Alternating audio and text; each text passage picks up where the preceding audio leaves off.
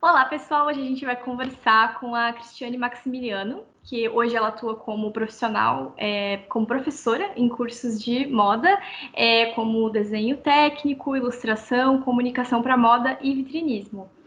Apesar de hoje ela ser professora, ela também já trabalhou como estilista, né, antes de chegar onde ela chegou hoje.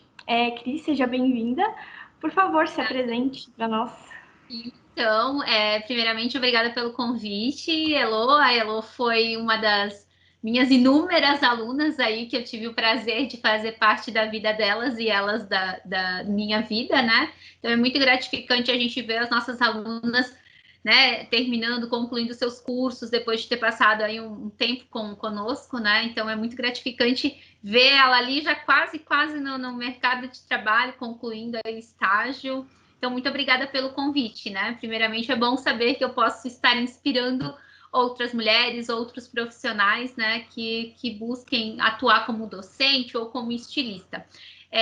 Como a Elo já fez uma introdução, eu já atuei profissionalmente no mercado, e aí agora faz uns 7 anos em que eu estou focada diretamente com a parte da docência, né? Então, eu leciono em 2 instituições, uma em Indaial, outra em Blumenau.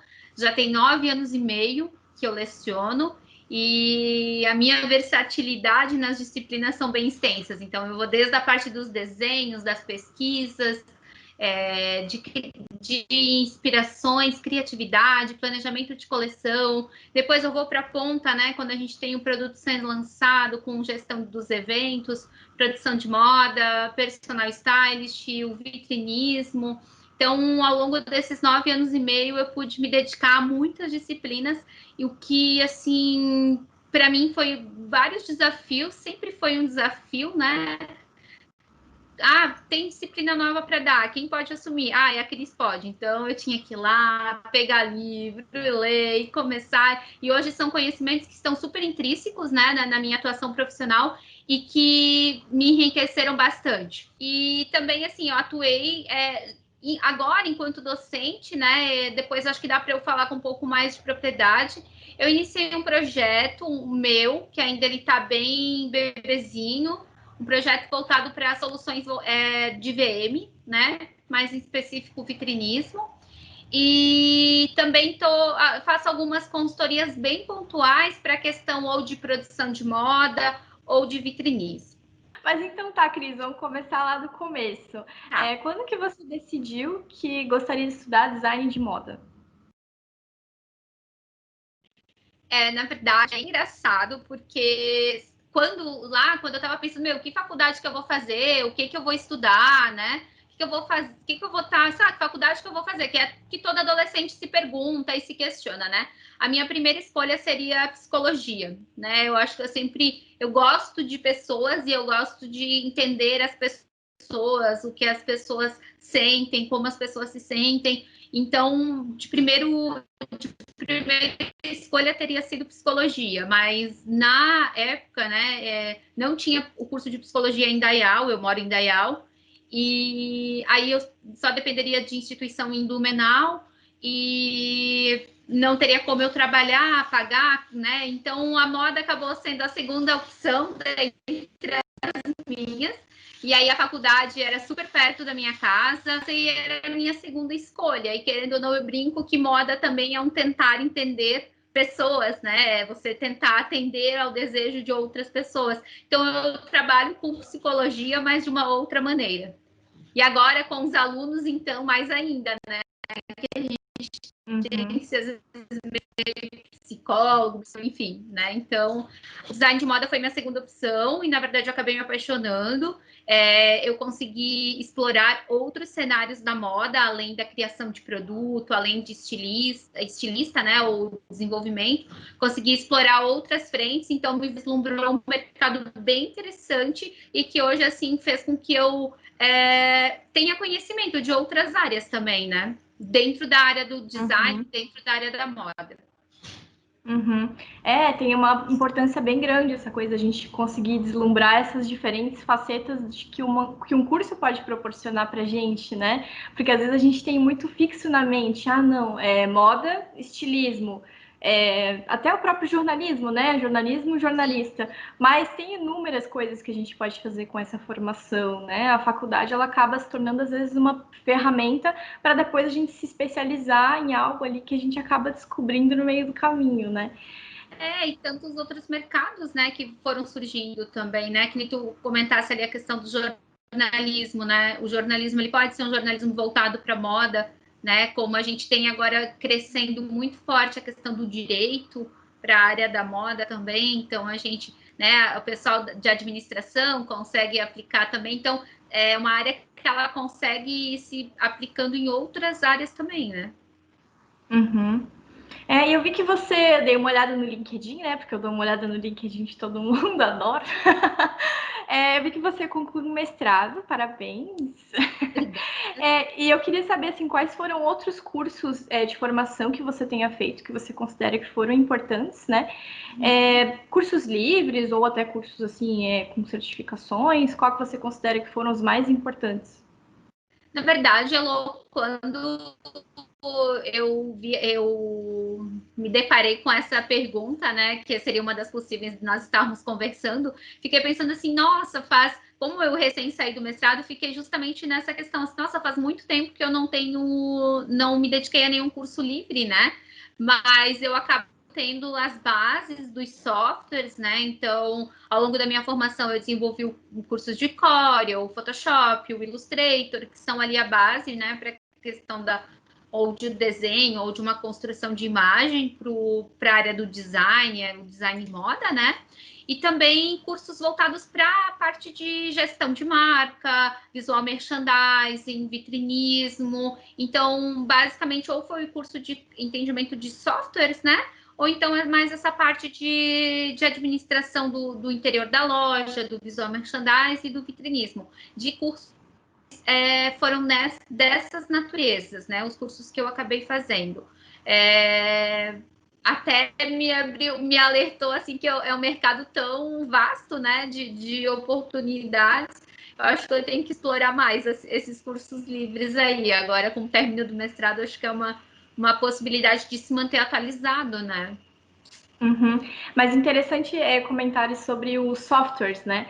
Porque eu acho que é uma coisa que quase qualquer curso que a gente for fazer, um curso assim, um bacharelado, né? Uma licenciatura, em algum momento você vai ter que usar um software. Eu sei porque já aconteceu comigo na moda, no jornalismo. E o curso, né? O bacharelado, o foco dele não é te ensinar a usar o software, né? O foco é você aprender a explorar, né? Conseguir colocar o seu trabalho ali dentro, mas assim, o foco não é o software. Então, realmente é muito interessante, né? A gente correr atrás dessas informações por conta própria, né? Sim, É interessante comentários desse ponto. Até mesmo assim, eu lembro que, meu, até uma vergonha, né? Eu falo isso para todo mundo, mas curso de Illustrator, eu já cheguei a fazer 3, porque eu fiz quando ninguém falava de Illustrator, aí eu não tive onde praticar, aí esqueci tudo. Aí depois eu entrei numa empresa onde eles só desenvolviam com Illustrator, então eles pagaram um curso para toda a equipe, aí eu lá aprendi o Illustrator de volta, e aí também saí daquela empresa, não usei mais, depois fiz mais um terceiro, então, para relembrar a ferramenta, né? E hoje eu me obrigo a estar fuçando de vez em quando, fazendo qualquer coisinha ali, para não esquecer, porque também tem muito disso, né? Às vezes a gente faz o curso de determinado software e, e acaba também não treinando, socialmente não vai lembrar. Então, é bem importante também, além de fazer o curso, de se manter ali praticante, né? E treinando, para que não seja algo como o meu caso, que fiz aí 3 vezes e poder aprender de vez o software. Mas E para o mercado também é bem importante, né? Oi? Para o mercado de trabalho também é bem importante, né? Geralmente as empresas já passam, a gente quer alguém com experiência em tais e tais softwares, né? Eu vejo assim, de vez em quando algumas vagas para a área da moda que aparecem umas descrições assim, né? Mas agora sobre o teu mestrado, como foi conciliar, né, o mestrado, que é uma coisa bem trabalhosa, né, específica, exige muita dedicação, Como você conciliou os teus estudos para o mestrado com as responsabilidades da casa, com as tuas responsabilidades profissionais? Como é que foi para equilibrar todas essas responsabilidades ao mesmo tempo? Então, eu acho que eu fui muito feliz, primeiro pelo mestrado em que eu escolhi, depois pela dinâmica em que ele é conduzido, né? O meu mestrado ele foi a nível profissional, então ele é um mestrado, né? Ele tem o acadêmico e o profissional. O meu foi no viés profissional, então o que digamos assim, complicou um pouco a rotina foram os dias de aula. Então, as aulas aconteciam de terças à noite e quartas à noite em Joinville, né? Então, em nenhum momento eu tive a liberação das horas para fazer o mestrado. Então, realmente foi conciliar tudo, né? E eu acho assim que foi eu sobrevivi assim para mim, por isso que eu digo assim que por eu acho que ser um viés profissional, nós tínhamos que entregar artigos, nós tínhamos os trabalhos, mas eu acho que a estrutura do mestrado ela tinha uma certa leveza na compreensão da rotina desses profissionais, então ele não me puxou tanto. Se eu te disser assim, eu me privei de certas coisas por conta do mestrado, eu estaria mentindo. A todo momento eu consegui, como você falou, estar conciliando mesmo. Então, eu consegui manter o meu emprego, eu me dediquei ao meu mestrado nas minhas horas vagas, então eu não tive nenhuma carga horária específica liberada para o mestrado, né? Olhando por um viés profissional.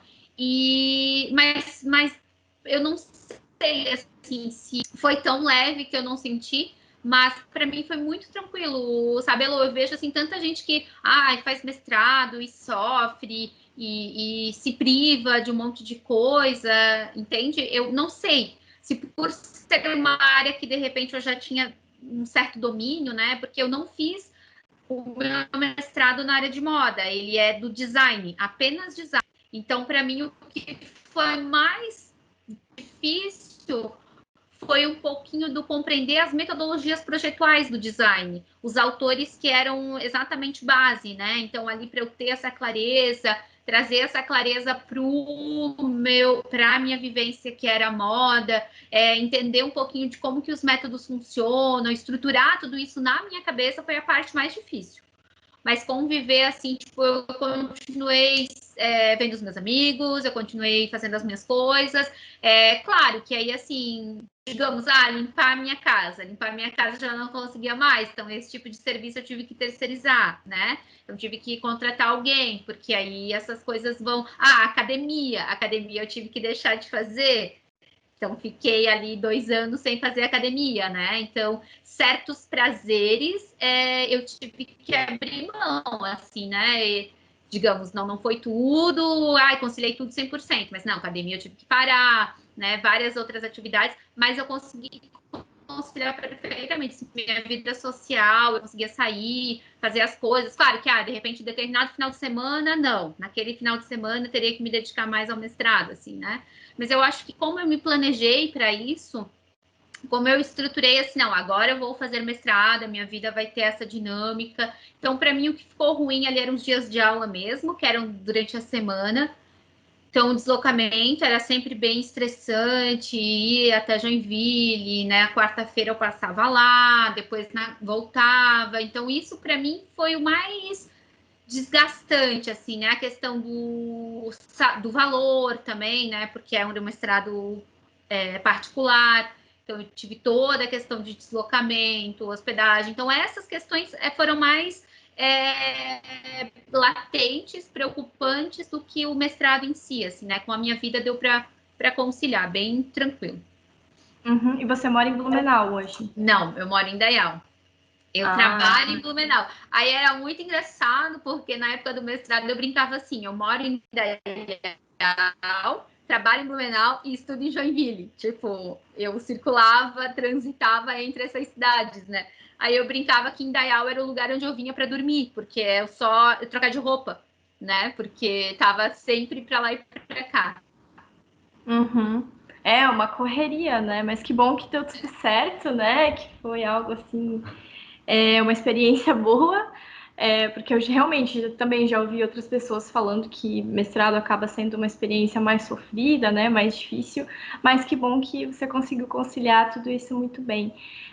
Agora eu queria falar um pouquinho, você está 9 anos, né, trabalhando como docente, mas antes disso você atuou como estilista por algum tempo, né? Eu queria saber como é que foram as suas impressões sobre o mercado de trabalho nessa época e o que te fez realmente ir para o caminho da docência, né, e sair dessa área do estilismo? Então, na verdade, eu me formei quando eu estava no último semestre, eu entrei na área, né? Aí eu fiquei num trabalho durante 3 anos e meio como assistente. Então, ali me deu uma bagagem muito grande, assim, para entender da questão da produção, do fluxo, da dinâmica, da gestão, de como isso ocorre. Então, ali eu fiquei bastante tempo. Depois, eu atuei mais um ano numa outra empresa como assistente. E aí, meus 2 últimos empregos foram como estilista, realmente. Então, no penúltimo emprego, eu sempre tive assim, ó, Elo, a seguinte impressão, que eu preciso estar muito feliz onde eu tô, sabe? Tipo, eu preciso estar feliz fazendo. Então, se em algum momento eu ter algum desconforto, não me sentir mais bem naquele ambiente, vou buscar outra coisa, sabe? Tipo, vou buscar outra oportunidade. E meio que foi ali o que, né? Naquela empresa em que eu estava como assistente, eu não enxerguei uma prospecção, não enxerguei como crescer ali dentro. E aí eu busquei uma outra oportunidade como estilista. Nessa empresa ali que eu atuei, a primeira empresa que eu atuei como em carteira assinada, estilista, realmente, efetivo, né?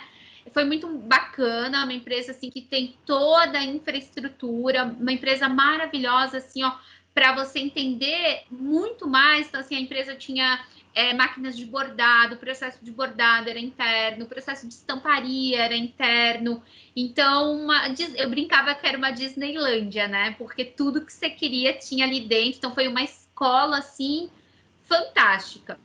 E aí, o que aconteceu nessa empresa ali, que me fez buscar uma outra oportunidade, foi que eu comecei a ter alguns atritos com uma pessoa que colocaram para fazer a gestão da equipe. Ela, ela não. Eu gosto assim, ó, para eu trabalhar feliz, eu preciso que a pessoa confie no meu trabalho. Então, assim, me dá isso aqui para eu fazer, eu vou assumir. Se der certo, é meu, se der errado, é meu também. E a partir do momento que aquela pessoa que estava como uma gestora da equipe, ela começou a me dar peças para que eu copiasse, eu não me senti mais útil ali dentro, né? Porque aí ela começou a tirar a minha liberdade de criar, que eu compreendo que seja o pelo qual eu estudei, né? Então, assim, eu estudei para poder criar, para poder, né? Claro, você vai criar de acordo com a identidade da empresa, você vai criar de acordo com os valores, com aquilo que a empresa está pedindo. Só que eu também não critico quem faz nem nada, que fique bem claro isso, assim, né? A gente sabe que localmente falando tem muitas empresas que acabam, né, buscando inspirações ou até mesmo peças muito semelhantes a peças de outras marcas, né? A gente sabe que isso existe. E tudo bem, né? Para quem acha que é isso, então não tem crítica alguma quanto a esse processo, né? Eu acho que cada um. Mas eu não queria fazer parte daquilo, porque, querendo ou não, eu era estilista daquela marca e aquilo ali para mim não me deixava confortável. Então eu pensava, pô, não estudei para isso, não me dediquei na minha faculdade para ter que, sei lá, copiar peça, não achava legal.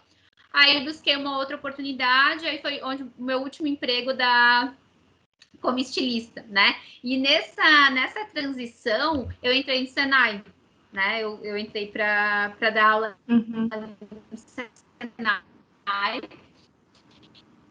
e ali eu trabalhava na empresa durante o dia e lecionava à noite.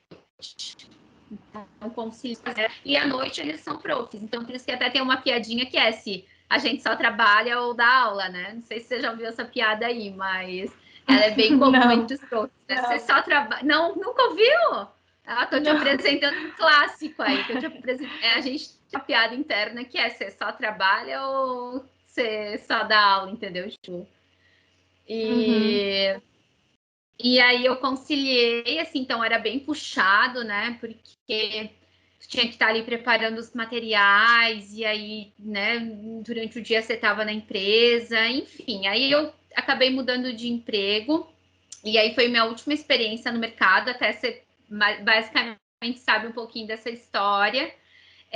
Para mim, o meu último emprego como estilista, né? Foi de uma empresa bem bacana, empresa muito legal, assim.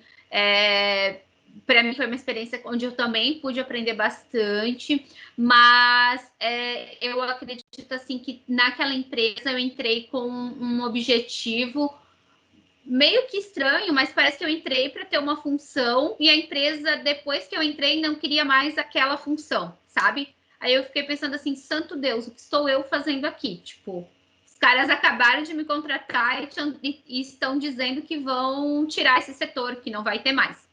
Enfim, aí na época,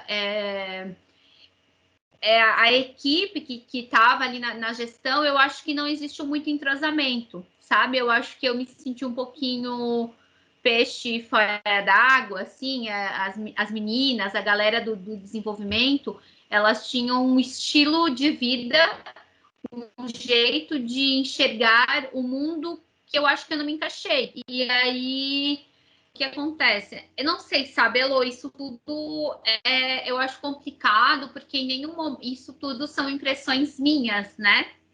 Então, são impressões e olhares meus, porque como eu não tive o feedback da equipe, eu não tive o feedback nem mesmo da pessoa que acabou me desligando, foi a impressão que eu fiquei, que esse possa ter sido o motivo, né? Desse meu desligamento. Por quê? Porque tecnicamente com o meu trabalho eu era extremamente comprometida, eu fiz todas as entregas, né? Eu fiz tudo o que me foi demandado e eu acredito que nesse caso ali foi uma questão de incompatibilidade mesmo da equipe, né? Então eu realmente não, eu achava assim que o que era conversado entre elas, para mim, era muito. Não fazia, eu estava ali trabalhando, depois eu tinha que sair dali e ir lecionar, então eu tinha uma outra estrutura. Elas saíam do emprego, iam fazer festa, iam jantar, então, não sei, parecia que os nossos objetivos pessoais, né? E isso, para mim, me parece que tenha sido o motivo pelo qual eu acabei sendo desligada, né? E assim, acabei ficando muito sentida, porque era uma empresa assim que a pessoa que havia me contratado depositou muita confiança e responsabilidade no meu trabalho, no que eu podia desempenhar para a empresa.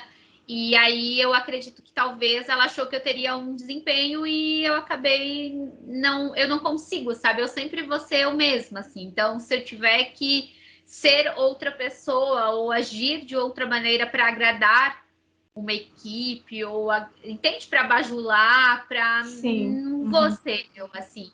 Então, na época eu chorei bastante, fiquei muito triste, mas depois eu entendi que realmente não, do jeito que era, eu não iria realmente me encaixar, sabe? Não iria me encaixar no jeito que aquele setor funcionava, que aquele setor trabalhava, né? E daí eu aceitei que realmente foi o melhor para mim, assim, né? E quanto tempo aí foi isso Quanto tempo foi da tua contratação até o desligamento nessa empresa? 3 meses só. Foi o tempo de ter experiência, entendeu? Então foi muito estranho, porque assim, foi uma empresa que eu joguei super aberto com eles. Quando eu estava naquela empresa anterior, que eu estava tendo ali que, né, realizar pequenas cópias, eu só outra experiência, eu já tinha começado naquele outro lugar. E aí essa outra empresa, que é uma empresa muito grande, né, de Blumenau, me chamou. E eles sabiam que eu já estava empregada em outro local. Então, eu sempre fui muito honesta com os dois lugares, né? Com o lugar em que eu estava há um dia trabalhando. Trabalhei um dia nessa empresa. E aí, essa outra, né, que me chamou, eu acabei, né? Falei para eles, ó, eu iniciei hoje numa outra empresa. Né? Então, eles tinham clareza, porque, assim, eu entrei para fazer um desenvolvimento de um produto muito específico. 15 dias, quando eu estava lá nessa empresa, eles falaram assim, a gente acha que vai cancelar esse segmento. Aí eu fiquei, gente, mas eu acabei de ser contratada, tipo, como é que vou desligar o rolê que acabaram de contratar alguém, sabe? E eu ouvi isso da direção da empresa. Então, para mim, foi, tipo, muito preocupante, né? Enfim, e aí foi uma experiência bem negativa, assim. Eu acho que existiram uma série de desencontros, de informações, de repente um desalinhamento na expectativa da empresa e na minha, né? Então, mas eu acho que são tudo coisas para a gente crescer e aprender, né? Elô, para mim, assim, foi muito frustrante essa experiência, assim, porque era uma empresa muito legal, a empresa em si fantástica, com benefícios ótimos, oportunidades de crescimento, salário, tudo incrível. Mas daí olha onde as coisas se pegam, né? Digamos assim, o teu entrosamento com a equipe também precisa ser muito bom, né? E aí eu também coloco a minha parcela de culpa, sabe? Eu não conseguia viver ou pensar ou agir como aquelas outras meninas viviam, né? E era um ambiente muito, vou usar uma palavra bem pesada, assim, mas era um ambiente muito inóspito, assim, sabe? Você tinha que ir muito produzida, trabalhar, então todo mundo ia muito arrumado e as pessoas maquiadas e saltos. Eu ficava assim, gente, tipo, não sei até que ponto essa sou eu, assim, né? Então eu lembro que quando eu entrei nessa empresa, meu Deus, renovei meu guarda-roupa inteiro, comprei um monte de coisa, sapato, roupa, porque, gente, era um desfile de moda, né? E aí, nossa, era muito difícil tu te manter ali acompanhando aquela galera toda, porque eram as estilistas naquela produção toda, eram as assistentes, era um mundo assim que, nossa, eu nunca havia tido contato com tudo aquilo, né? E, enfim, falando assim da experiência que eu tive na empresa, foi muito válido, porque eu acabei entendendo mais daquele segmento em que eu, né, tinha que fazer. Eu acabei fazendo uma viagem dentro do país mesmo para São Paulo, né, que era onde estavam as empresas mais fortes, produtoras desse segmento.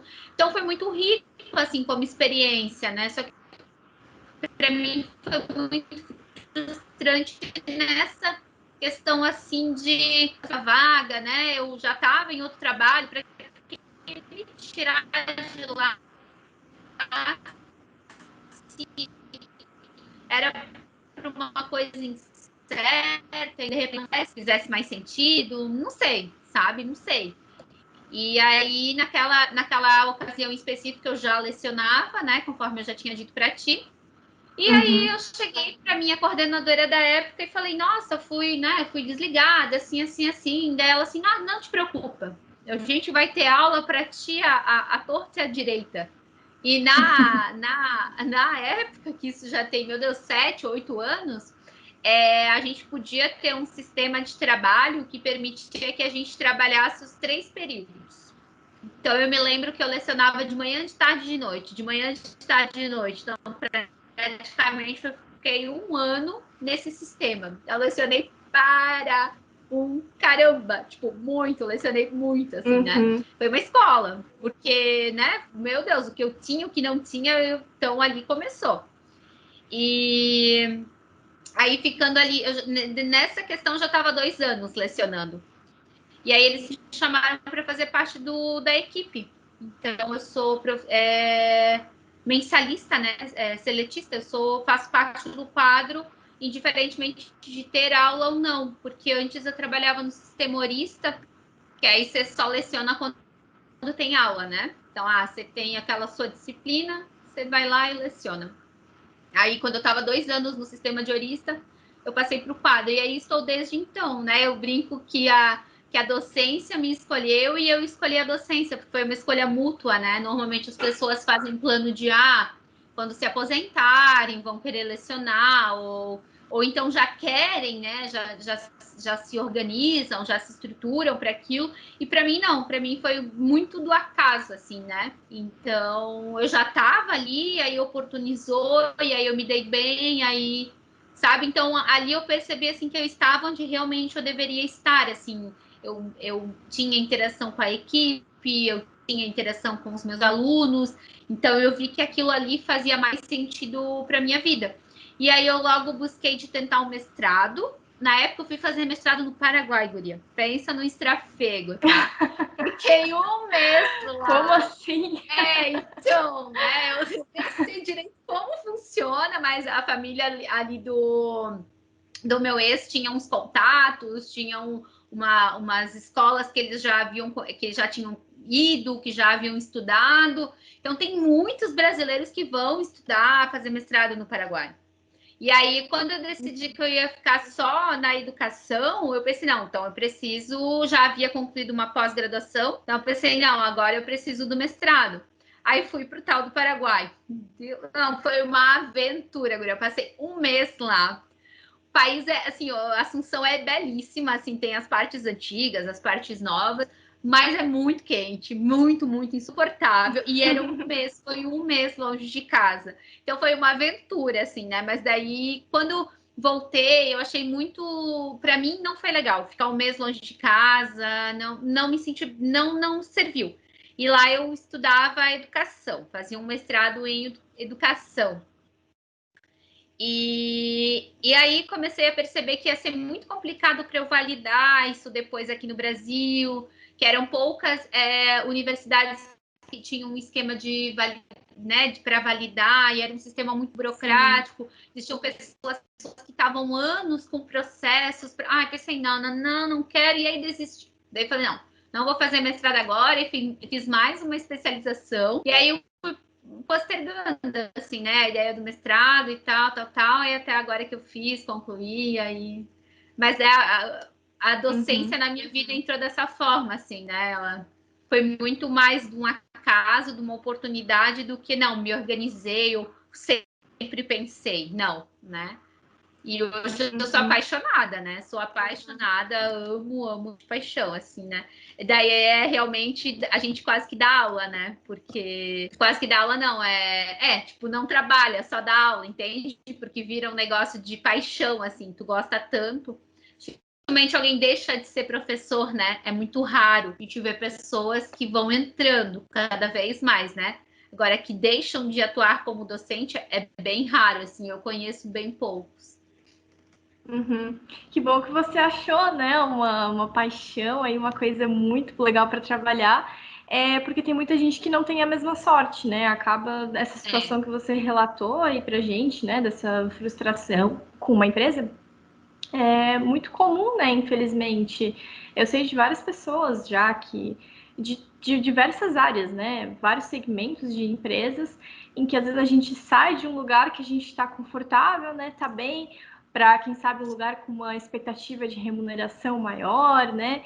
Mas a gente acaba às vezes não considerando a cultura da empresa, né? Como é que vai ser a equipe que eu vou trabalhar, como é que eu vou me relacionar com aquelas pessoas, né? Porque tudo isso, no fim das contas, né, acaba às vezes sendo mais importante do que a remuneração que a gente recebe, porque aquilo também faz parte, né? A gente passa mais tempo trabalhando do que em casa, então realmente tem que ser algo que a gente gosta, né? Que a gente tem paixão e que a gente se sinta bem, né? E agora eu queria que você desse, assim, talvez uma recomendação, algum conselho para alguém que está passando por uma situação complicada, assim, dentro da empresa, como lidar, assim, com isso, talvez como evitar esse tipo de situação. Por exemplo, assim, ó, Elo, o que eu vou te dizer, né? É muito delicado quando a pessoa ela tem uma certa dependência daquele emprego, né? porque todas as vezes que eu trabalhei, a única vez em que eu fui desligada foi dessa última empresa. Então, todas as outras eu pedi para sair, né? Então, por quê? Porque eu sempre acho assim, ó, que se não faz mais bem para mim, se não me agrega em nada e eu não preciso daquilo ali para pagar nada, eu não tenho nenhum compromisso, eu vou estar escolhendo mudar, sabe? Eu tenho isso muito forte assim dentro de mim, assim, tanto que hoje eu tenho um compromisso financeiro muito alto, sabe? Hoje eu, por exemplo, o meu mestrado eu ainda estou pagando, né? E então só que eu tenho a clara percepção assim que eu estou muito feliz com onde eu estou. Então, se por uma fatalidade eu vir a ser desligada, a minha questão do desligamento cobre o compromisso financeiro que eu tenho. Então, isso são questões que eu sempre levo para minha vida, assim, as responsabilidades que eu assumo financeiro com a minha vida. Nos empregos em que eu pude dizer não quero mais, estou saindo, eu tinha muito claro assim, não, eu não tenho nenhum compromisso financeiro, de fome eu não vou morrer, porque eu morava com os meus pais na época. Então eu sempre pude me dar a esse luxo, né? Então, e até mesmo de correr o risco de, cara, assim, eu trabalhei pra caramba, eu lembro que teve um período ali de transição entre uma empresa de moda e outra, que eu. Não, foi antes de entrar na primeira experiência de empresa de texto. Eu trabalhava no centro comercial daqui de Indaial, e eu não sei se tu sabe como funcionam esses centros comerciais. Esses centros comerciais, eles abrem às 3 da manhã. Nossa. Então, eu estudava, eu dormia, às 2 da manhã eu acordava. Eu não sabia nem quem eu era, acordando às 2 da manhã. Eu lembro que eu chorava todos os dias. Eu fiquei 3 meses acordando esse horário, estudava, de tarde eu dormia, ia para a faculdade. Então foi horrível para mim, só que foram escolhas que eu fiz, tá entendendo? Tipo, eu precisava pagar minha faculdade, então eu tive que trabalhar. Então, uma dica que eu dou é: se você puder se dar ao luxo de sair daquilo que não te deixa confortável, né? Faça isso. Eu tenho uma frase que é: sempre faça aquilo que faz com que o teu coração pulse mais forte, que te deixe feliz, sabe? Mas desde que você possa ter essa atitude. Então, não é sair localmente, lasque-se tudo, vou virar hippie, né? Não é essa questão, né? Você tem que ter essa questão do que você tem de compromisso financeiro, né? Se isso é algo importante para você. Tipo, isso é algo importante para mim. Eu não me vejo, de repente, deixar alguma coisa, ou ao menos que eu fique impossibilitada ou por alguma fatalidade. Para mim, essa questão de compromisso financeiro é muito importante. Então, uma dica que eu posso dar é: se você puder sair disso, né? Porque uma coisa que a gente sempre fala aqui em casa, só que isso já vem dos meus pais, né?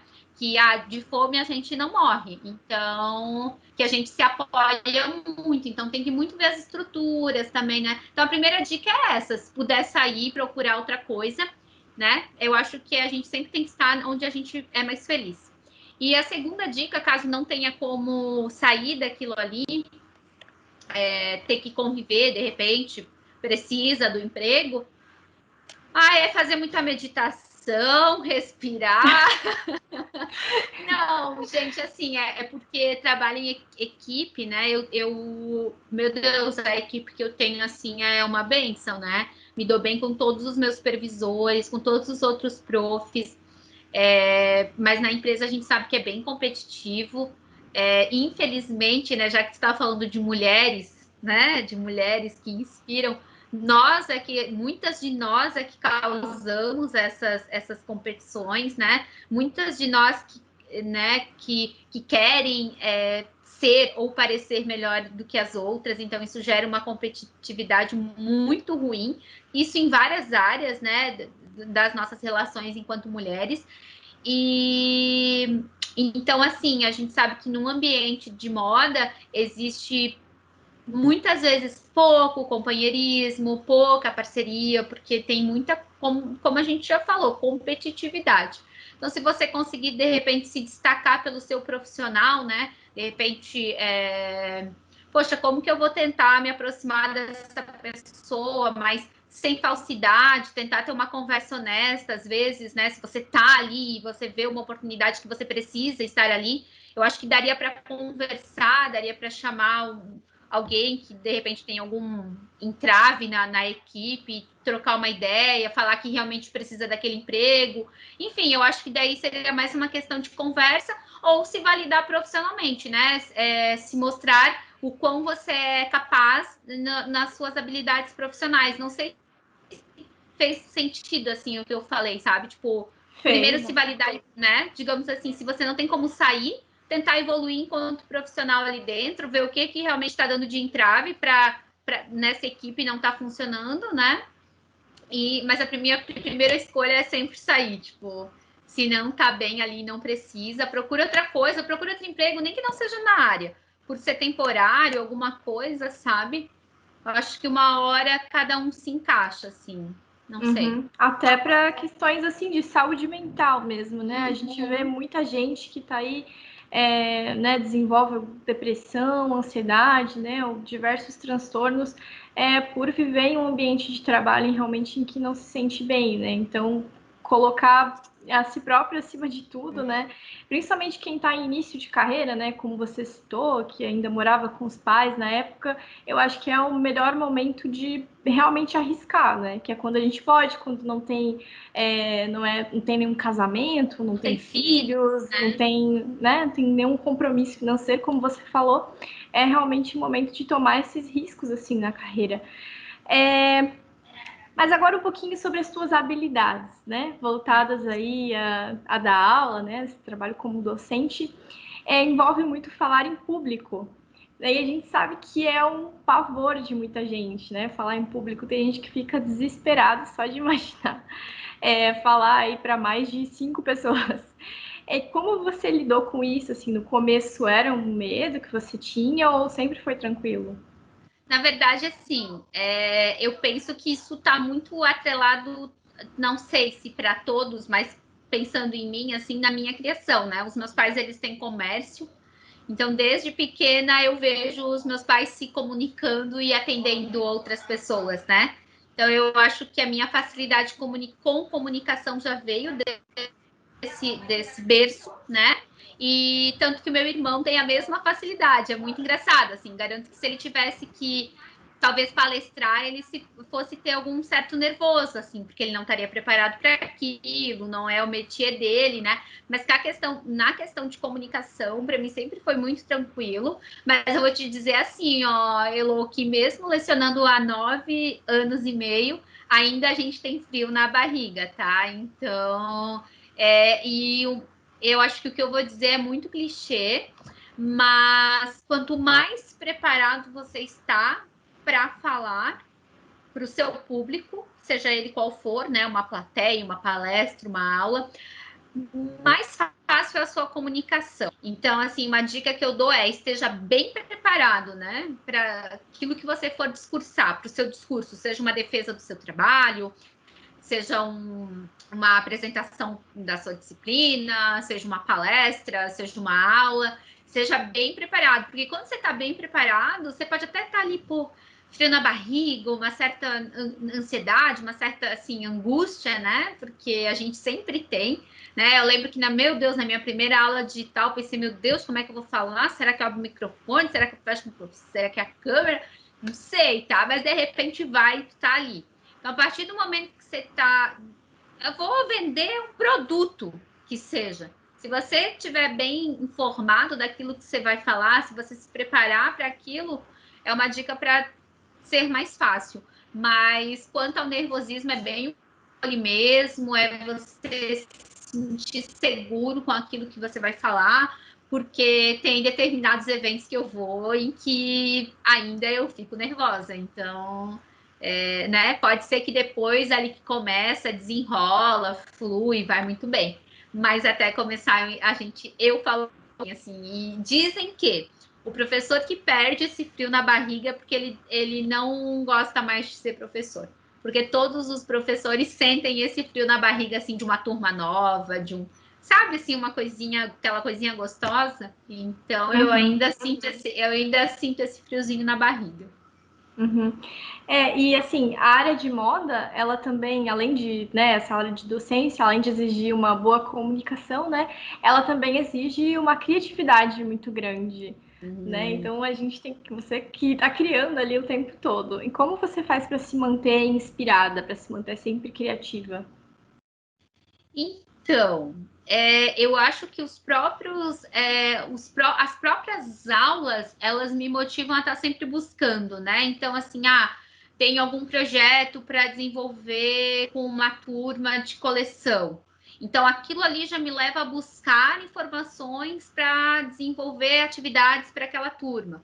Então, ler o que já foi escrito a respeito daquele assunto e investigar o que é tendência. Então, a minha própria profissão enquanto professora já me obriga a essa busca constante de informação, leitura, conhecimento, mas tentando tirar um pouco isso daquilo que já é praxe da profissão, eu gosto de me inspirar, assim, o Pinterest, né, é uma fonte de inspiração muito boa, eu gosto de olhar, são coisas, assim, mais fora da casinha, né, gosto muito de ver séries de adolescentes, séries famosas, isso também me traz inspirações, eu acho que traz referências.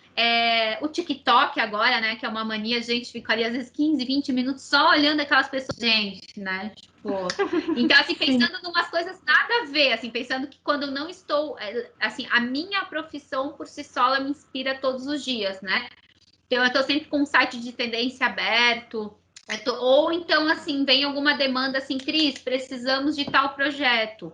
Poxa, o que eu vou fazer? Aí tu tem que buscar repertório, tu tem que... Então, sendo professora, eu já estou sempre buscando inspiração, né?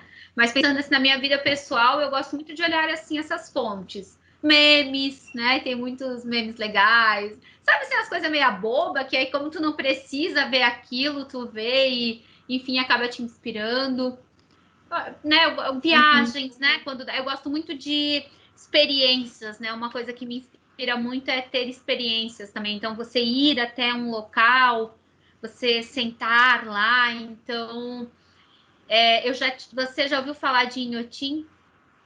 Não. Não? Inhotim está entre os melhores museus do mundo. E ele fica no Brasil, né? Ele tá no ranking dos melhores museus do mundo e, Olha se eu que não me engano, legal. E esse museu, ele fica em Brumadinho.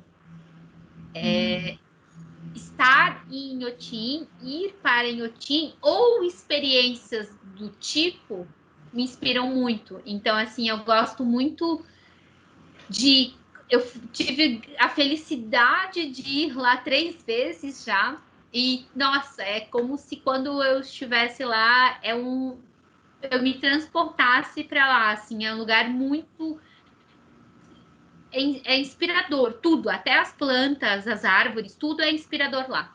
Então, viver essa experiência de estar lá nas galerias, em contato com aquelas artes, aqueles, né, a subjetividade daqueles artistas, para mim é algo muito inspirador. Então, trazendo isso para um viés bem de experiência pessoal, assim, eu gosto de arte, dessa arte contemporânea, né, que te deixa mais contemplativo, mais, sei lá, tipo, não sei. Eu queria saber um pouquinho mais do teu projeto pessoal, que comentasse no começo da entrevista, sobre VM, alguma coisa assim, se puderes explicar pra gente. Deixa eu dizer, então, o que acontece, né? Dentro do Senai, a gente tem a Olimpíada do Conhecimento. E a Olimpíada do Conhecimento, a gente treina alunos que competem. Então, eles competem em várias áreas. Então, a gente tem galera que compete em construção civil, redes, tecnologia da moda, robótica, enfim, tá? Tem 50 e tantas modalidades que a gente chama. E Mas é uma uma delas é o competição somente vitrinismo. entre alunos do Senai, de vários lugares do Brasil.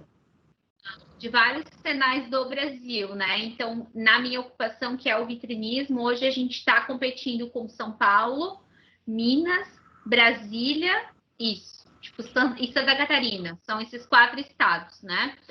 Então, já faz desde 2000 2014, que eu trabalho com a Olimpíada, então a gente já teve 3 competidores em etapas, né, de outros anos, e a gente está na nossa 4ª competidora. Então, o que acontece? Essa galera que treina para o vitrinismo, eles acabam adquirindo uma bagagem muito intensa com vitrines. Então, eles aprendem a planejar, executar, né? Principalmente o executar, porque hoje em dia a gente vê muitas empresas ou a gente vê muitos profissionais que planejam, estudam, entendem da técnica, mas a gente tem poucas empresas que constrói de fato, né, as vitrines, que fazem todos aqueles cenários, todos aqueles adereços.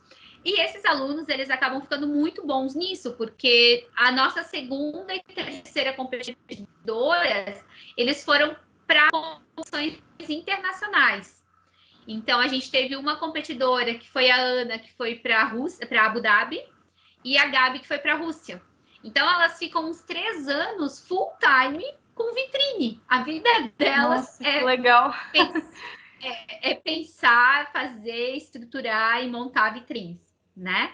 E aí elas acabam adquirindo habilidades que o mercado não tem absorção para o que elas aprendem a fazer, porque a gente não tem empresa voltada para o VM na região, a gente não tem empregabilidade, né?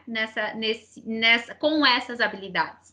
De repente, você vai ter uma empregabilidade para uma gestão de VM, mas não tem o fazer, sabe? Que elas desenvolvem tão bem.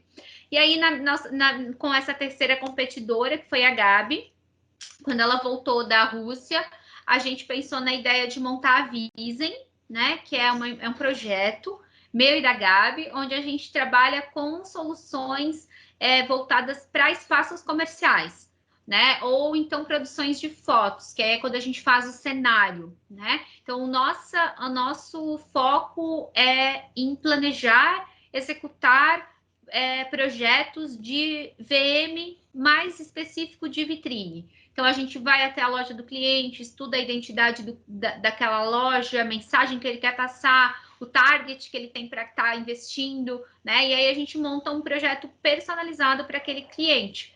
Hoje ainda, eu falo que ele está engatinhando, porque eu tenho as minhas atuações como docente, e a Gabi, depois que ela voltou da Rússia, ela começou uma nova faculdade. Então, ela tem as responsabilidades dela da faculdade e ela tem o emprego dela. Então, a Vizen, ela ainda é o nosso plano B, né? Então, a gente começou a startar antes da pandemia, e aí veio a pandemia, ficou tipo, né, todo mundo meio assim, para onde vamos, onde estamos. Uhum. E agora a gente tá retomando gradativa, a gente quer ter algumas ações para o Natal, né? A gente está vislumbrando, né, prospectando clientes para algumas vitrines específicas do Natal, mas a gente tem assim planos bem audaciosos, assim, a gente quer que a Vizen cresça na questão de referência, cresça como uma oportunizadora também, com que ela faça com que esse mercado da vitrine aqueça, né? A minha pesquisa do mestrado foi para a vitrine, então eu desenvolvi um guia, né? Se chama Guia para Desenvolvimento de Vitrinas. Então, ele é um guia onde ele auxilia as pessoas a montarem as suas vitrines por meio de técnicas. Então, tem técnica de exposição, técnica de composição, técnica de uso de cores, né? Então, ficou um material bem didático, principalmente para o pequeno varejista. Então, eu fiz experiência local, a minha pesquisa foi em Blumenau, com o comércio da Rua 15, né? Eu tive ali 10 lojas participando. Então, é mais fomentar esse assunto mesmo, né? Fazer com que isso ganhe forma, ganhe força. Não só para a gente enquanto empresa, mas a nível de vitrine mesmo, né? Que ela passe a ter essa representatividade mais significativa dentro dos espaços comerciais, seja a gente atuando na construção dessas vitrines mesmo, ou treinando equipes. Só que ainda, Elo, a gente, né, precisa ainda ter mais tempo para a gente se dedicar e fazer com que a Vizen ganhe ainda mais forma, mas a priori, esses são os objetivos que a gente tem. Que surgiu dessa experiência da Gabi, né? Da minha experiência também, porque aí veio o mestrado, daí eu também tive esse olhar, porque a ideia da Visem surgiu após o término do meu mestrado também, considerando que ele tem esse viés profissional, então, né, me abriu essa, por que não, né? Mas eu ainda precisaria de um certo tempo para me dedicar mais ainda à empresa, assim, né? No momento ela é o meu plano B. Uhum. Bacana, e de percepção pessoal minha, assim, né, que eu posso dizer, parabéns, desejo muito sucesso. E eu realmente acredito que é uma coisa que falta um pouco no mercado, porque experiência totalmente minha, assim, mas eu sinto que com o passar dos anos as vitrines pararam de ganhar tanta atenção, assim. Eu lembro que o meu avô ele foi comerciante por muitos anos, assim, ele teve uma loja até na Rua 15. E eu lembro que, nossa, isso há muitos anos atrás, né? A minha mãe, minhas tias, né, que trabalhavam lá com ele, elas faziam vitrines lindas, assim, elas faziam um cenário de quarto mesmo, né? Que era uma loja de cama, mesa e banho.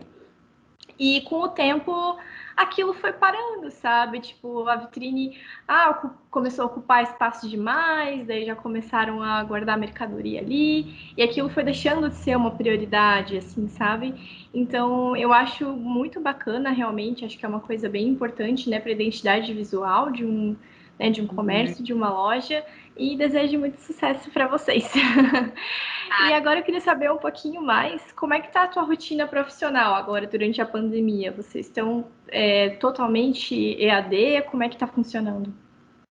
Por exemplo, assim, desde que entrou ali, iniciou, né, a questão do decreto, enfim, de ficarmos em casa, teve um período ali que o prefeito liberou alguma coisa de aulas presenciais.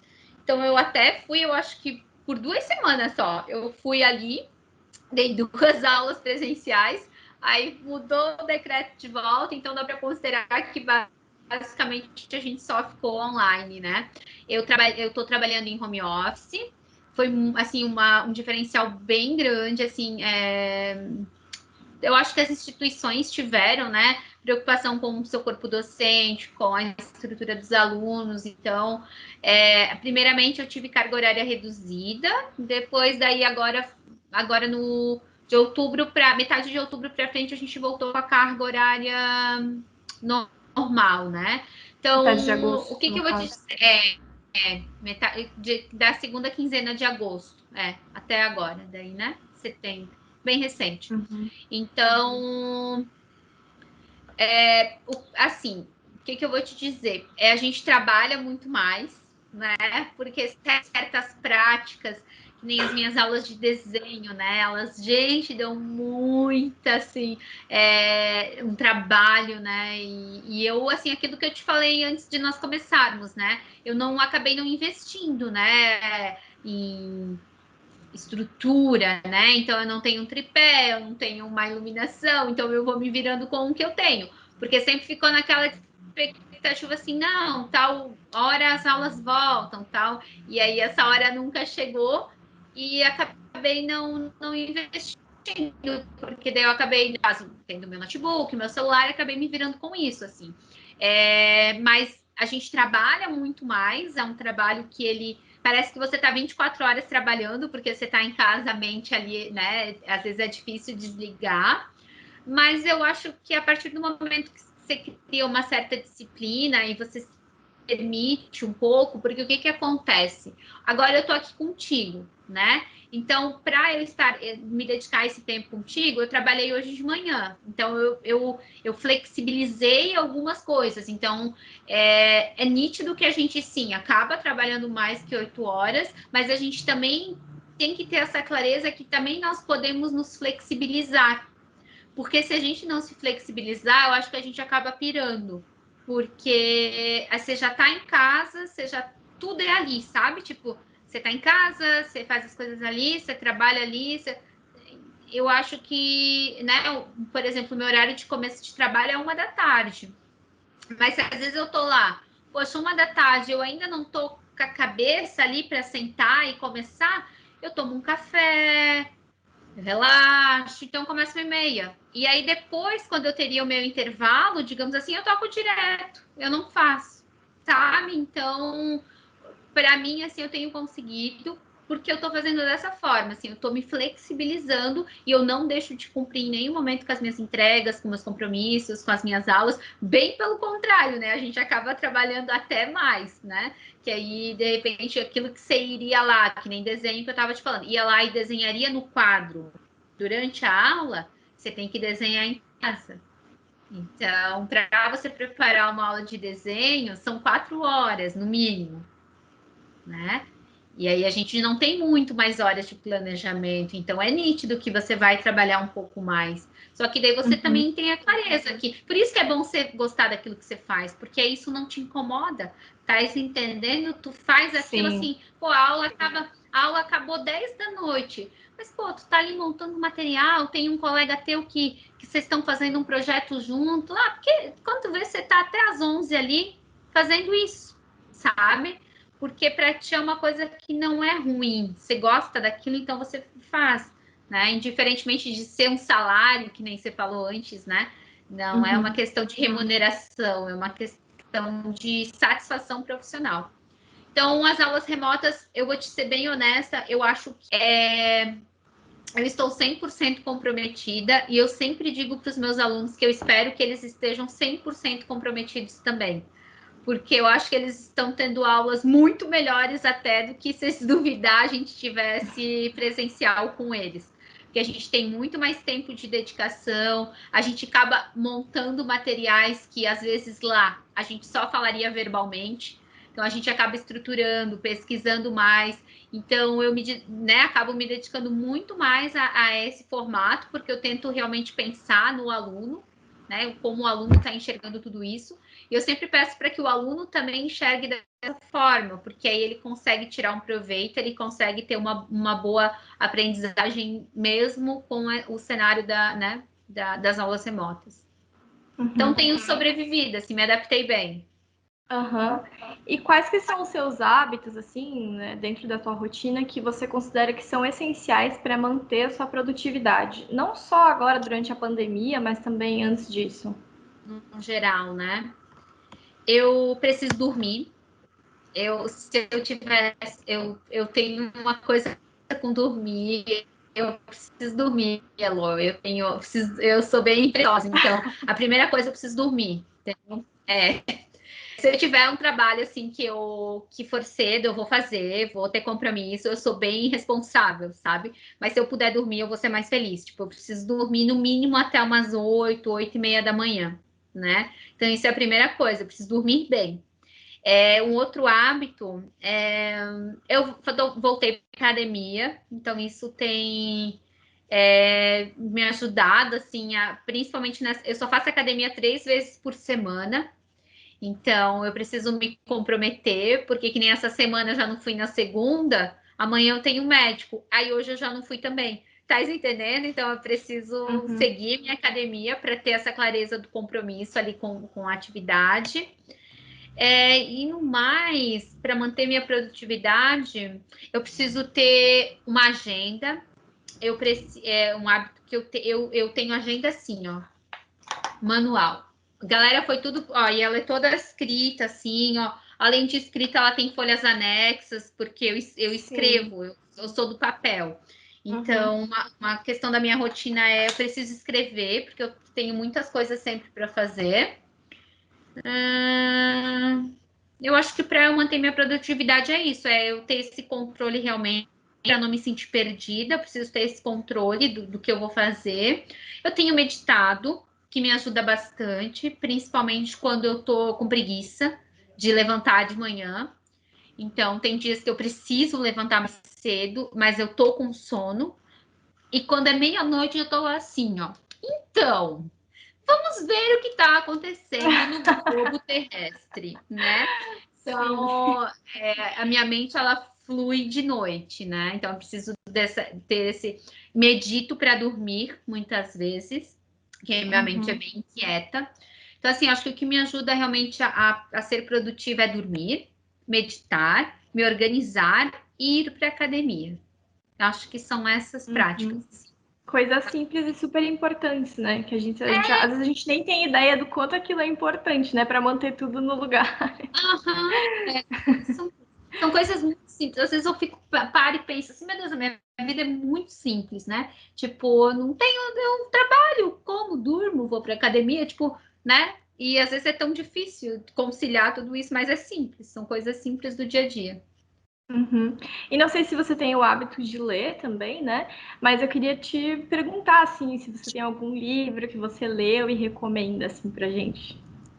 Cara, as minhas leituras são bem bizarras, tá? Porque, tipo, eu leio um pedaço de um livro, aí depois eu leio um outro pedaço de um livro. Eu tô lendo esse aqui agora, que eu acho que eu posso super indicar, que é o Conto da Aia, Ah, sim, eu já né? li esse. É, Muito bom. então, a minha leitura no momento está sendo essa. E eu também gosto muito do livro da Brené Brown, que é o.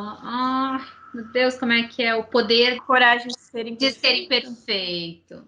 Esse mesmo. Também é meu Uhum. livro de. Só que daí, assim, o que é a minha vida? Olha como é que é a minha vida. Assim Já é a teve minha uma vida, né? entrevistada que recomendou esse livro também. Ele é muito bom. Aí eu leio uma página dele, daí eu leio uma página desse aqui, aí eu leio um outro que é tipo coisinha de adolescente, sabe? É 500 dias sem você, eu acho. Esses são os meus 3 livros assim que estou conciliando, né? Uhum. Agora, deixa eu até tirar uma dúvida que é uma coisa meio pessoal minha, que eu estava pesquisando algumas coisas, assim, até para reformar o meu próprio guarda-roupa, né? Quando eu voltar a sair de dentro de casa. É. E eu estava vendo que uma grande recomendação, assim, de livros é um livro que, se eu não me engano, se chama Os Segredos do Guarda-Roupa Europeu. Eu até queria te perguntar se você conhece esse livro, já que você é da área da moda, né? Se ele é bom mesmo, se já ouviu falar.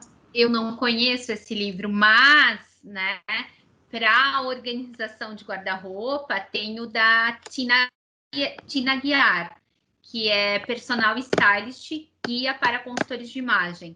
Esse livro é um livro que ele fala dos armários cápsulas, ele fala dos 7 estilos universais, e ele é bem tranquilo, a leitura dele Ah, bem legal.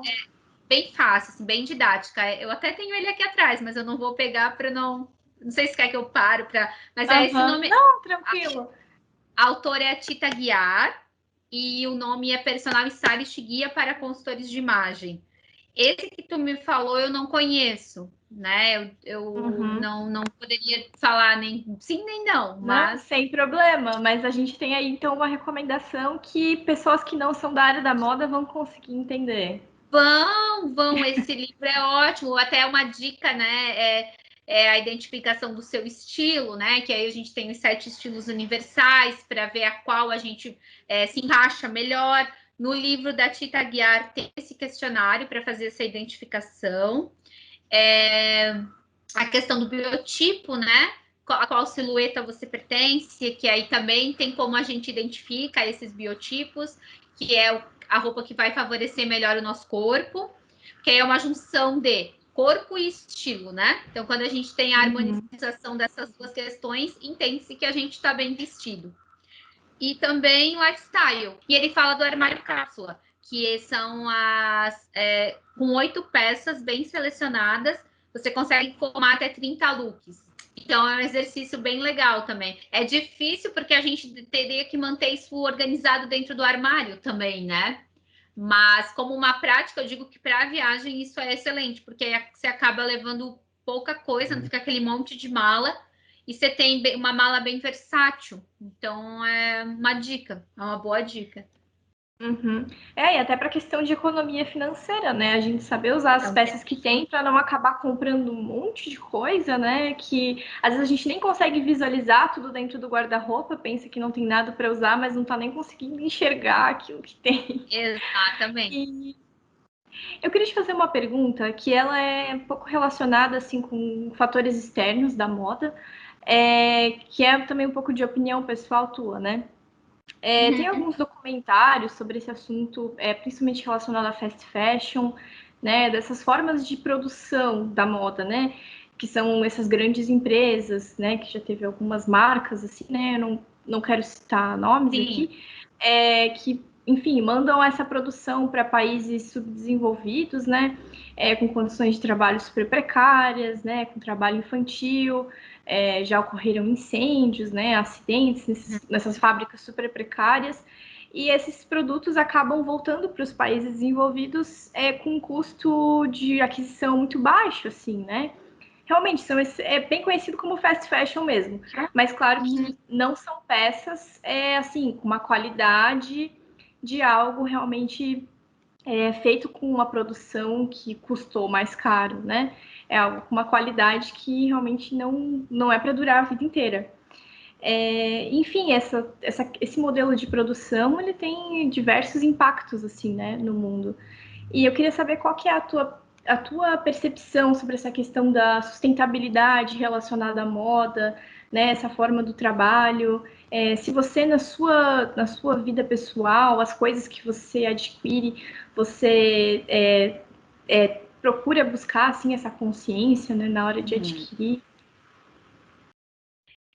Bom, tem uma pessoa que eu conheço que vai dizer que esse assunto ele se situa numa área cinzenta. Uma área cinzenta muito delicada, né? É muito complicado. Claro que eu acho que uma grande marca ela deve ter sim controle sobre as suas linhas de produção, né? Principalmente nessa questão do viés sustentável, na questão social, que isso é um grande impacto, né? Não é só na matéria-prima que a gente tem essa questão, né? Essa causa da sustentabilidade. Só que eu acho muito delicado e nada justificável, entenda que nada é justificável, nada justifica, né, os acidentes, as condições de trabalho precária, só que são movimentos ainda que a gente tem que ter muito cuidado, é uma área muito cinzenta para a gente tratar isso assim com muito radicalismo. Não, é totalmente errado, sim, é totalmente, né? Não existe, nesses assuntos não existe um meio termo. Condições de trabalho insalubres, como são ofertadas para muitos desses profissionais, é extremamente correto e eu acho que ninguém em sã consciência de repente consumiria um produto que veio dessa fonte, tendo consciência de que veio dessa fonte, né? Só que ao mesmo tempo eu me pergunto assim, sem olhar lá para longe, né? Tentando olhar aqui para perto, assim, para os nossos modelos de negócio. Será que a gente tem? Claro, que eu saiba, regionalmente falando, nós não temos trabalhos considerados escravos, mão de obra, né, que sejam classificadas nesse aspecto. Mas será que as nossas empresas locais valorizam as mãos de obra, né, a mão de obra local? Então, observa que a gente já tem uma desvalorização salarial aos nossos arredores, né? Então, a questão de desvalorização para o profissional que constrói a roupa, ela provavelmente em países menos desenvolvidos que o nosso, ela é ainda mais precária, né? Tu entende o que eu estou falando, né? Então, por exemplo, assim, localmente nós moramos num lugar que imagina-se ser privilegiado, né? Já vou chegar onde eu quero assim com o meu pensamento. Imagina num país em que isso não tem controle, então isso infelizmente vai estar acontecendo. Ao mesmo tempo que eu me pergunto assim, entenda que o que eu estou falando não é nada justifica, entendeu? É só como tu falou, é um viés, um olhar meu sobre essas questões.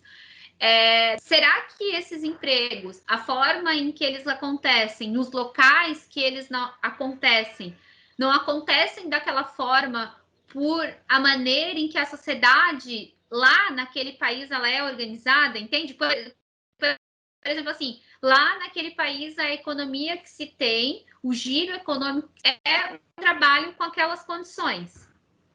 Tá me entendendo? Então, assim, as pessoas se sujeitam a ter contato com aquilo ali para ter o mínimo que for para poder comer.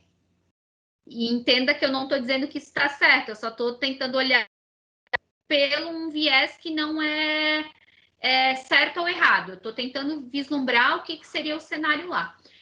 Então, assim, a partir do momento que uma empresa tem consciência disso, o que eu acho que deveria acontecer é valorizar o profissional que está fazendo aquele produto. Entende? Eu acho que a questão é muito mais de cima para baixo, assim, né? Se eu tenho uma empresa, por isso que eu já pensei em ter uma marca própria. A primeira coisa que eu ia fazer, se eu tivesse uma marca própria, é que eu teria um sistema totalmente sustentável. A pessoa que iria produzir para mim, ela ganharia, eu pagaria ela um valor, entendesse? E aí eu colocaria uma porcentagem de repente menor em cima daquele meu produto, né? Sim. Então, assim, sim, eu acho que sim, essa fiscalização tem que existir. Eu acho que não é correto que existam trabalhos feitos nessas condições, né? Produtos que são gerados nessas condições de trabalho.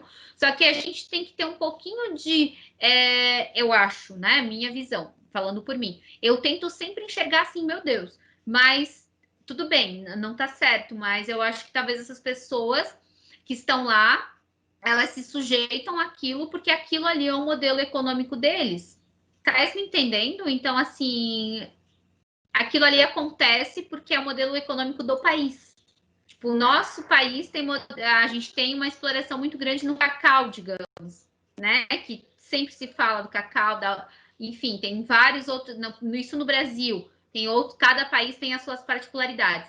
Então, o que eu vou te dizer? Eu acho que tem que ter uma fiscalização, sim. Eu acho que as marcas, principalmente de impacto pequeno, grande, enfim, elas têm que olhar para quem produz o produto delas, né? E isso é a primeira parte. E eu acho que também a gente tem que pensar que toda a produção da cadeia de moda tem que ser valorizada. Porque a gente tem também, localmente falando, por que a costureira está se acabando, né? Porque a gente tem poucas pessoas que costuram. Porque o salário de uma costureira é baixíssimo. E assim, tudo bem um estilista ganhar super bem, mas por que não quem produz aquilo ganhar tão bem? Não digo tão bem quanto, mas observa que a desvalorização desse tipo de produção, ela está aqui do nosso lado. Então, às vezes, não adianta a gente querer olhar para as condições de outros países que a gente não entende como isso ocorre lá, culturalmente, e esquecer, às vezes, de olhar também para o que a gente faz aqui, porque é muito fácil apontar o dedo, né? Então, a gente tem que ter esse olhar sustentável como um todo. Eu acho que isso é muito mais do que eu achar certo ou errado, e sim, eu acho que é uma consciência das empresas, até mesmo de quem está pensando, então, que essa mão de obra, esse trabalho, essa habilidade precisa ser valorizada. Então, eu creio que essa mudança vai mudar a partir das empresas, de quem está com o poder econômico na cobrar e ter essa conseguir levar isso adiante, sabe? Tipo assim, eu sou uma Zara da vida, né? Eu só vou contratar o trabalho da tua empresa se eu sei que condições que os teus funcionários estão trabalhando, né? Eu acredito que é isso que eles devam fazer, mas que às vezes tem esses grandes furos aí que eles, sabendo ou não, deixam passar e a gente não sabe, né? Essa é a primeira questão. Quanto a produtos, eu sempre compro, sempre tento incentivar pessoas locais. Então, eu incentivo muito trabalhos de alunos com própria marca, alunos empreendedores, né? Eu sempre, se eu sei que o aluno tem um business ali, eu compro algo, eu estou incentivando, eu estou ali, né? Realmente incentivando, contribuindo com a causa dele, desde que o produto faça sentido para mim, né? Que eu não vou comprar por pena, não vou comprar para ajudar.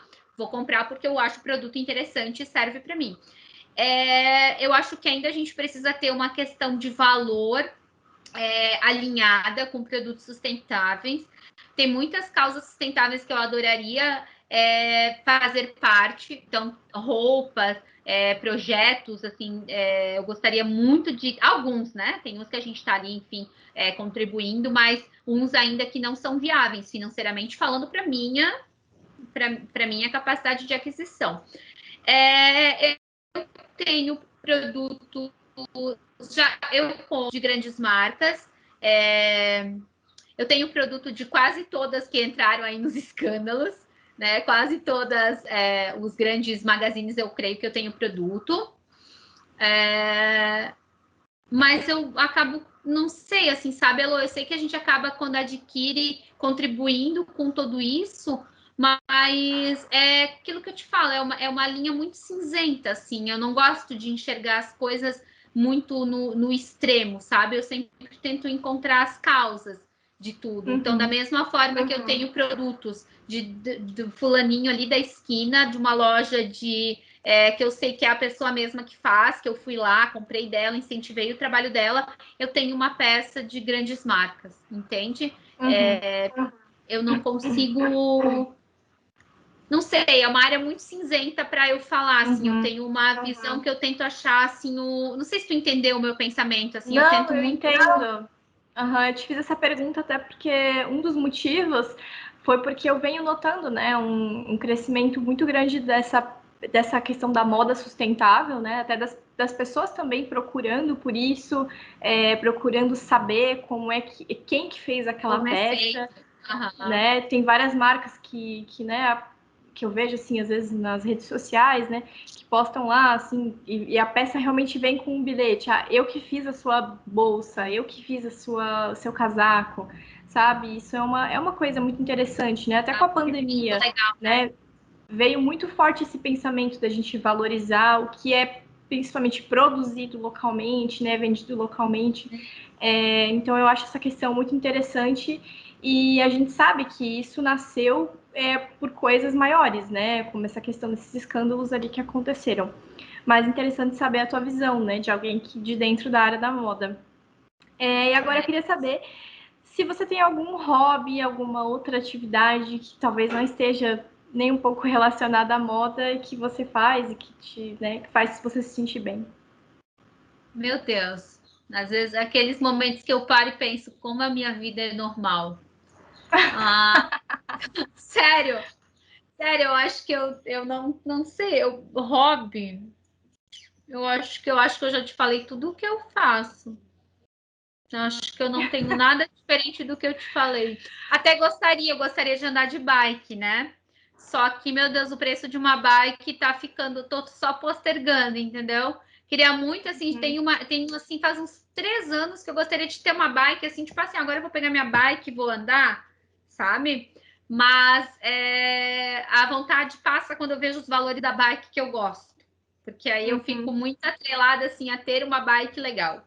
Aí eu penso assim, poxa, mas se eu não gostar, eu vou ter investido e a bike não é boa. Mas se eu comprar uma bike simples, eu posso não gostar também. Então, assim, de hobby hoje, meu Deus, eu acho que eu só trabalho. Olha, eu acho que aquilo ali que você citou de estar sempre ligado nas tendências, né, de Pinterest, eu já consideraria um hobby, porque é um tempo que você dedica, de certa forma, também é para se distrair um pouco, né? Então, Sim, eu já assim, consideraria isso. A própria leitura, né? mas é que tem gente que faz tanta coisa, tipo, divertida, né? Tem gente que faz, sei lá, tipo, tem gente que toca algum instrumento, tem gente que faz drinks, tem gente que, sei lá, eu não sei. Acho que o meu hobby é comer. Comer, É um ótimo hobby. pesquisar receitas para não fazer. Tipo, aquela pessoa que tem 1 milhão de receitas salvas e fez 2, sou eu. Mas quem sabe o hobby da bike não vai um dia, né? As bikes foram campeãs de vendas aí durante a pandemia, né? Eu tava vendo uma Sim, notícia esses dias. muito. O local onde eu fui ver para comprar minha, ele só tinha 2 modelos ainda, porque ele disse que vendeu tudo. As pessoas é uma atividade interessante, né? Então, assim, eu tenho tudo, eu tenho o capacete, tenho a bermuda, tenho a luvinha, só não tenho a bike, entendeu? Acho que eu vou vestir tudo e vou sair, tipo, fingindo assim que eu tô de bike. Também é uma. E agora, para a gente finalizar, assim, né? Essa nossa conversa super legal, que conselho você daria para alguém que está entrando agora no mundo da moda, assim como você também já esteve um dia entrando nesse mundo? Eu acho que conselho, deixa eu ver. Eu acho que a pessoa tem que estar muito bem preparada. Eu acho que a pessoa tem que ser muito humilde. Acho que esse é o meu principal conselho. Quando a gente entra numa empresa, como qualquer outro relacionamento que a gente constrói, né? Seja uma amizade, seja um relacionamento ao namoro, enfim, né, um relacionamento com algum estranho, a empresa ela é um estranho naquele momento, né? Então a gente tem que sempre pensar assim, o que eu posso aprender nessa experiência, né? Então, nunca entrar achando que já sabe, né? Nunca entrar achando que às vezes o que o professor falou, ou porque você tem um bom portfólio, ou enfim, você sabe.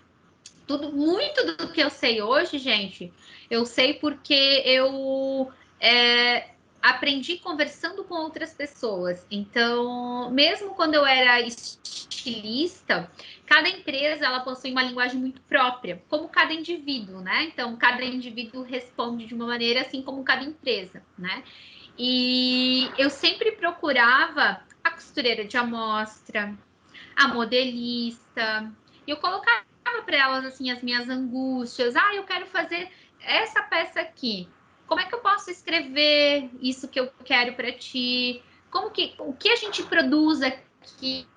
E que tipo de aparelhos que a gente tem aqui na costura? Que tipo de frizz ou que tipo de viés que a gente consegue fazer?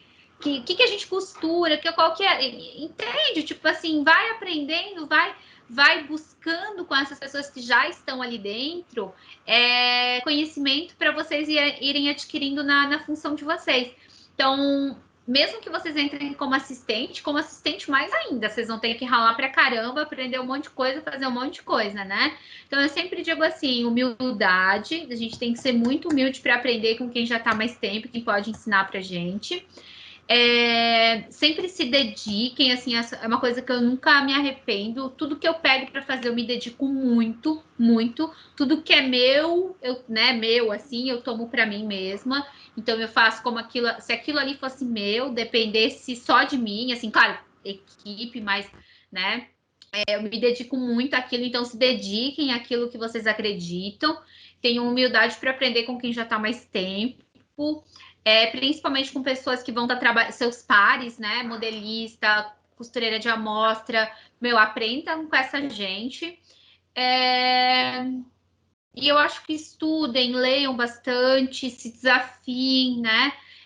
Eu acredito que muito do poder da mudança está na mão, eu digo, dos nossos alunos, né? As pessoas que estão indo para o mercado, ter essa postura para mudar, ter essa postura para tentar fazer diferente, tudo com sempre muito respeito. A gente sabe que nós estamos inseridos numa região onde tudo é muito familiar ainda, onde a gente tem muitas relações de o dono, né, tá ali junto.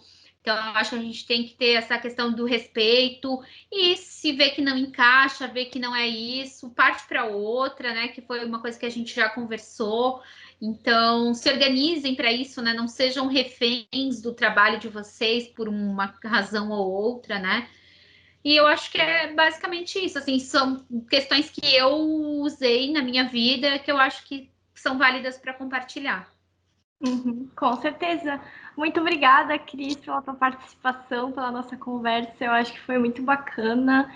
Espero que quem assista também goste bastante, assim como eu curti. Enfim, te agradeço muito por ter participado. É isso, obrigada. Muito obrigada, Elo. Espero que realmente tenha esclarecido, né, as questões, que tenha ficado claro assim, para as pessoas as mensagens que foram, né, passadas, da minha experiência, do que eu penso em determinadas situações, né? Eu aprendi uma vez com uma professora que nem tá certo, nem tá errado. Às vezes é só isso, entendeu? Tipo, não precisa tudo ser julgado, não precisa tudo ser, né, classificado. Às vezes, a gente tem que ter a clareza do que serve, do que é bom pra gente, né? Se aquilo ali não é bom para o outro, não é certo para outro, o problema vai ser do outro, né? A gente só é responsável por aquilo que sai da gente. Então, isso é também uma dica final, assim, para fechar. Nós só somos responsáveis pelas nossas escolhas. E é isso. Obrigada pelo convite mais uma vez. Obrigada, Cris. Obrigada, meu amor. Foi um prazer conversar com você, viu? Prazer foi meu.